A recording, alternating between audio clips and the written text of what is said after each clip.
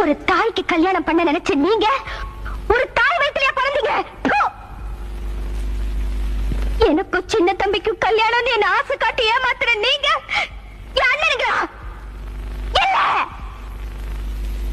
வாழ்ந்தா நான் சின்ன தம்பியோட தான் வாழ்வேன். இல்ல, இதே இடத்துல நான் பணமாவேன்.